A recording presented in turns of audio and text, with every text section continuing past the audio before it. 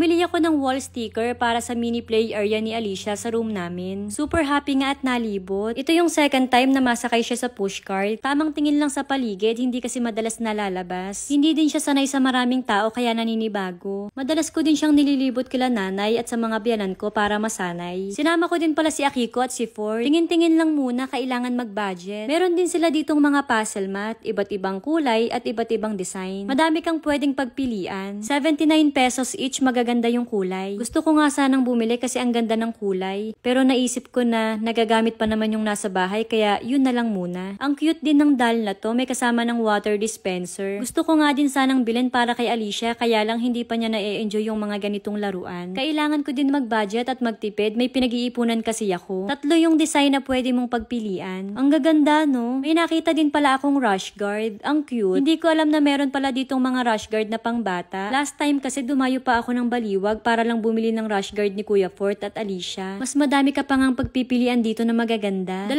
yung nagustuhan ko na design pero isa lang yung bibilin ko. Baka kasi makaliitan lang ni Alicia. Sakto at may nakita din ako dito ng mga white dress pang binyag. Hindi pa kasi ako nakakabili. Ang gaganda tapos mura pa. Sakit ko na siguro talaga to na kapag nakakakita ng salamin, matic, selfie, minsan video pa. Kayo din ba may sakit? Kumuha ako nitong cellphone na laruan para kay Alicia. Lagi niya kasing pinaglalaruan yung cellphone ko. 39 pesos. Sakto din ng araw na punta namin kasi maraming nakasale ng mga laruan. Tignan nyo ang cute nito. Gusto ko nga sanang bilhin kaya lang nanghihinayang ako sa 800 pesos. Kapag bumibili ako ng laruan, yung price ang una kong tinitignan kung pasok ba sa budget. Kapag medyo mahal, humahanap ako ng iba. Ganon din yung sinasabi ko kay Fort kapag mahal yung napili niya. May nakita din ako ditong magjowa kaya lang parang magkaaway sila. Galit ata yung lalaki sa kanya. Malapit nang mabali yung ulo. Tamang tingin lang kami sa mga laruan na nakasale. Dito ko talaga sila dinala para makatipid. Hindi nga makapag-decide itong si Fort kung ano yung toy na kukuhanin niya. Kaya yung mga tinitignan ko, hinahawakan niya din. Pero hindi niya trip. Yung hinahanap ko kasi para kay Alicia. Yung mga educational toy sana. Si Akiko nga din hindi mapakali kung ano yung toy na kukuhanin niya. Pero kabaliktaran siya ni Fort. Madami siyang gustong kuhanin pero sabi ko isa lang. Kuhanin niya lang yung pinakagusto niya. At ito yung napili niya. Si Fort naman feeling ko may iba siyang gusto na hindi niya mahanap dito. Kaya ito na lang yung tinuro niya. Wala pa siyang ganito, yung parang egg na may laman na robot. 52 pesos ang isa, sabi ko kumuha siya ng 4. 2 lang kasi yung una niyang kinuha. Kinukulit niya din kasi yung papa niya at nag-aaya siyang mag-SM. Gusto niya kasing bumili ng Hot Wheels. Pagkatapos namin mamili, nag-aya akong magmerienda. Hindi naman halatang gutom si Akiko at si Ford. Grabe naman kasi yung takbo na ginawa nila. Na-excite siguro sa mga laruan. Nag-order ako ng 4 na siomay para sa aming 3 nila Ar-Ar at Janjan. Gulaman ng drinks na in-order namin. Nag-order din ako ng 3 fries para sa mga bata. Yan kasi yung na-request nila na gusto nilang kainin.